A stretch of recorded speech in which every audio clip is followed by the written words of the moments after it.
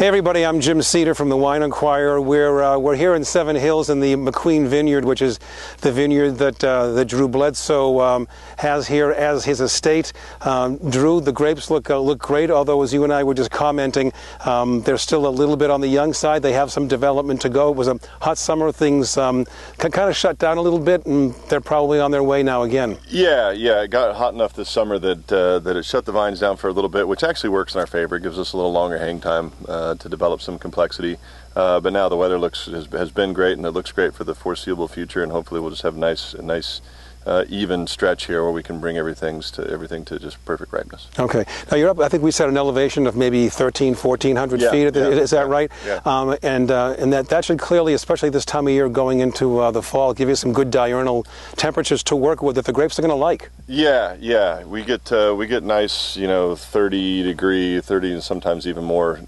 degree diurnal swings, differences between day and night, which allows us to continue to ripen, but also to hang for longer.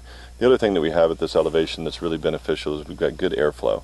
That does two things for us. Number one, if we get some precipitation at the wrong time, the wind takes it away really quickly, so we don't have to deal with any of the complications that come with that. The other thing is that it's a bit of an insurance policy. If you get a really cold snap, in November of 2010 was the last time we had a really nasty cold snap, and we were 11 degrees warmer at the top of the hill than they were at the bottom. What do you like about this area, about the Seven Hills region in terms of soils? And I kind of have some here. Yeah. I can kind of see here this sort of crumbly, but very fine soil, once it crumbles. It's a wind-blown lust that's been blown up here and into the hills. And the interesting thing is our other vineyard's only a mile away, and the soil over there is just more glacially deposited silt loam that's where when we barrel taste, the different the wines from the different vineyards, they're different wines, even though they're neighbors. This has the wine that comes, or the grapes that come off here produce wine that has a little more structure to it. The tannins are more evident, whereas you go over next door to Bob Healy Vineyard, and that's where you get just some of that roundness and that mid palate and the really pretty fruit, which is exciting. The thing that's really cool about this soil, though, is it's very mineral rich, deposited 20,000 years ago, the last ice age, when the soil was always brought in from Montana and British Columbia and deposited during the floods, and it's very porous, very mineral rich, and so what happens is our vines, because it's so porous, they have to dig really, really deep to find water in the soil, and when they dig deep in this very mineral-rich soil, you build this really fantastic complexity in the fruit. Well, those Missoula floods really gave the hallmark, of the soils here, and as you were just mentioning, just the differences from one sort of micro terroir to another. You go a mile away, there's so much diversity, all the way across the board. It's a fascinating area.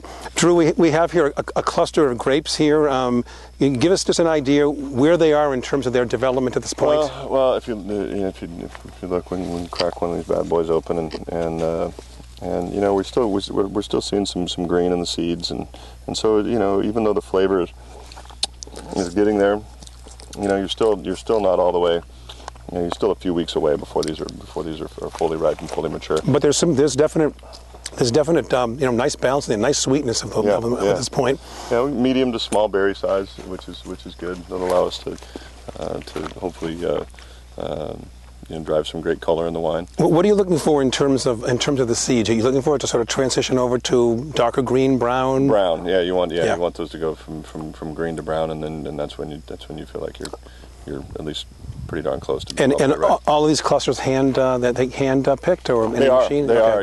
The pros that come out here, they fly through the vineyard and they start at dark 30 so that everything comes in while it's cool and get everything in. Sure.